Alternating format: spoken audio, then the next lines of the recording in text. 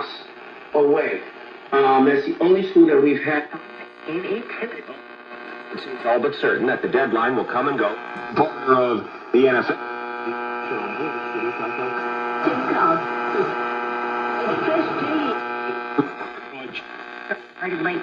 Real time.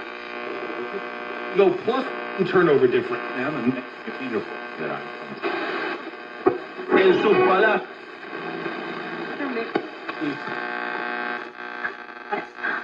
25,000 UAW workers are now on strike. The union's big guns in this war, strikes that would shut down these companies completely. Camila Dominowski, NPR News.